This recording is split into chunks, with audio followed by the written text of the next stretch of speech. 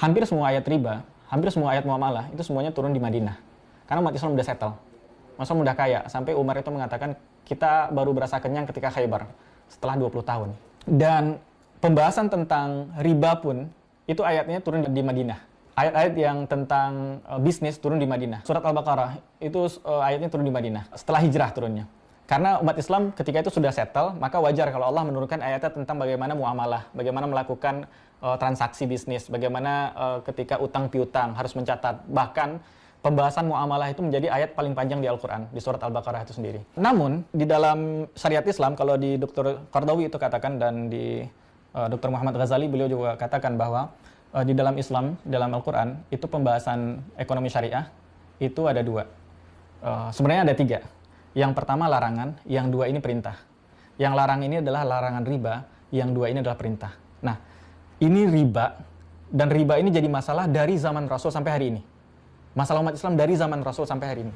Dan cara mengcounter riba ini dengan dua hal. Kita nggak bisa menyetop riba tanpa ada solusi. Islam stop riba dan Islam berikan dua solusi. Solusi pertama adalah Allah mengatakan wa ahallallahu al-bai'a wa harramar riba. Allah halalkan jual beli dan Allah haramkan riba. Pertama adalah jual beli, Allah haramkan riba. Maka untuk mengcounter riba kita harus melakukan transaksi jual beli. Yang kedua adalah yamhaqullahu riba wa yurbis sadaqat. Allah luluh lantakkan riba ini dan Allah tumbuh suburkan sedekah. Maka kalau salah satu berdiri, maka dia pincang. Dua-duanya harus berdiri, sedekah dan bisnis. Dan menariknya, dua-duanya ini bisa ketemu di satu titik, yaitu wakaf. Wakaf itu harus menjadi bisnis dan dia produktif. Wakaf produktif itu harus menjadi bisnis. Dua-duanya bertemu di satu titik.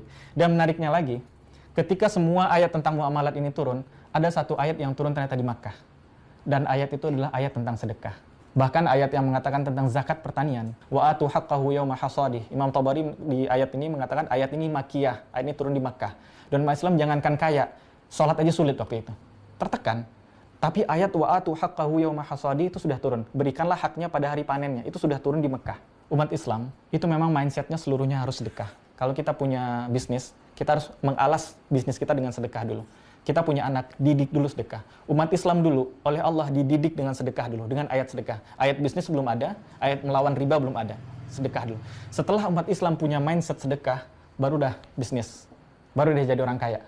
Kenapa demikian? Kalau dia nggak punya mindset sedekah, dan dia kaya, itu masalah. Jadi kalau muslim nggak punya mindset sedekah, mendingan miskin. Pertanyaan di akhirat gampang. Nggak banyak pertanyaan di akhirat.